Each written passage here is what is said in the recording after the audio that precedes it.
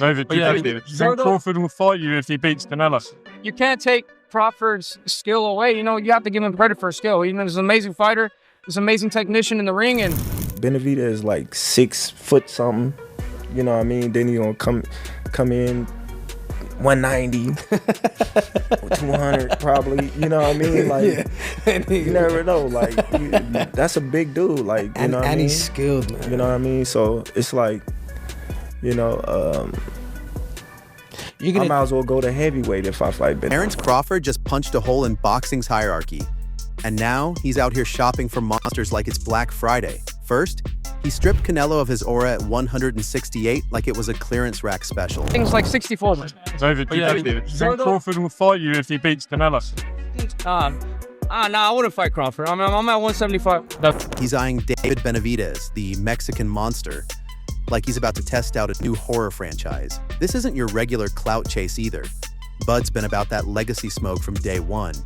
He's not just moving up divisions, he's crash testing them. Against Canelo, Crawford wasn't surviving at super middleweight.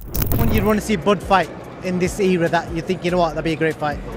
Well, I would say Benavidez, but he's too, you know, that weight class is too high for him. So, you know, where he's at now is great. He was thriving, looking like he'd stolen the speed settings from a video game. Imagine that same lightning bolt IQ and reflexes against Benavidez, who comes forward like a wrecking ball with gloves.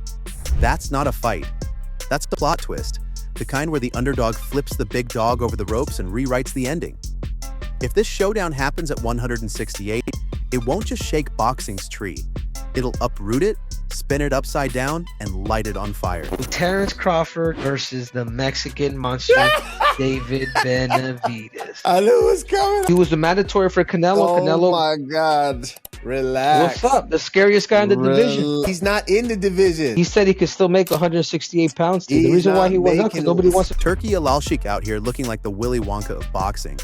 Except instead of golden tickets, he's waving around checks so fat they need their own zip code. Man just dropped a tweet like it's a plot twist on Succession. Can David Benavidez still make 168? Translation, yo bud, wanna wrestle Godzilla? And here's the funny part. Benavidez acting like he's too cool for the smoke. Sound familiar? Yeah. That's the exact Canelo playbook. Nah, I'm good. Until somebody slid $150 million across the table and suddenly it was, biggest fight of my life, mi hermano. Turkey's money got more pull than gravity. Posted on social media asking if David Benavidez is still capable of making it down to 168. Now, we're not sure if this little tease that Turkey made was targeted as a hint for a future fight between Crawford and Benavidez or Canelo versus Benavidez. And everyone in boxing knows it. But then Bud comes through and flips the whole vibe. He's laughing but dead serious, calling Benavidez a heavyweight in disguise, like he's reading off a Scooby-Doo villain reveal. I might as well fight heavyweights, he jokes. Except we all know Bud's crazy enough to actually do it. Benavidez steps in the ring looking like he's on his 3rd helping of cruiserweight casserole, and Crawford's still plotting angles like it's a geometry test. That's Bud for you, sizes you up, calls you a monster, then casually explains how he's gonna beat you like he's breaking down chess openings. Pawns, rooks, or skyscrapers. He's still talking checkmate. And the image is hilarious. Bud staring up at Benavidez like a construction worker about to climb a tower, asking, yo, what floor do I knock you out on? I feel like Bud needs a Benavidez. And then that would mean Benavidez would have to go into a different body and bring himself back down to 68 when he's already getting settled in at 175. That's just Turkey trying to pull rank. Turkey trying to show he got a golden arm. That's not just confidence, that's villain-level swagger. It's why fans love him. Because when Crawford talks legacy, he means legacy, not let me duck the smoke. Turkey's got the money, Bud's got the mindset, and Benavidez? He's about to find out skyscrapers fall too, when lightning strikes the top floor. And just when we were riding Crawford's giant versus lightning hype train, Robert Garcia shows up like that one uncle at the barbecue who tells you your plate is too stacked and makes you question your life choices. Crawford and Benavidez. He said he wanted if Benavidez to make 168 with the thinking in mind. And he was like, nah, we don't want to do that. I just think Benavidez, he's like, what, 6'5", 6 something like that? He's a big dude, bro. Man didn't even beat around the bush. He straight up said Benavidez would demolish both Canelo and Crawford. I almost spat out my drink. Chill, coach. Let us live in dreamland for 2 seconds. But props to him, Garcia's not here to cuddle egos. He's saying, yo, Crawford is generational, but Benavidez? He's a whole other species. You can't lie, that fight is exactly where brute size and raw power might finally make Bud look mortal. And the delivery? Chef's kiss? Dropped it like a dad shutting off Wi-Fi mid-game. Savage. But here's the twist. Yeah, Benavidez. We're at 168. When we think about anybody at 168 outside of Canelo, the first name that comes to anybody's mind is David Benavidez. What about the potential for a fight like that? Oh, like I said, man, that's a big dude. You know what I mean? He ain't even at 168. You know, when you look right not now, it's at 175, yeah. He probably can't even make 168 no. Okay. When you look at these fights, you know, especially coming up, you gotta be realistic. You gotta, you know, say, all right, you know, how big is this dude really is? Because David Benavidez, he can fight his ass off. You know, me personally, I believe in my skills and my ability that I could be any. Benavidez is scary, but Crawford's the guy who keeps making too big, too strong fighters look like punching bags in a magic show. Would I pay to see it? Every last PPV dollar without hesitation. And just when you think the spice level peaked, Sugar Shane Mosley enters with a verbal Molotov. Crawford might be better than Mayweather. I literally had to pause my screen and sip water, because that's the kind of comment that gets boxing fans throwing furniture through windows. And Shane didn't dance around it. He laid it out. Mayweather's technical, sure, but Crawford's got range, grit, and the willingness to fight anywhere, anytime. Try arguing with that. It's like debating gravity. Now picture it. Skip Bayless sweating bullets, Max Kellerman lecturing like it's a TED Talk, your uncle at the barbershop hollering 49, 0, with veins bulging. And you realize this conversation? It's just getting started.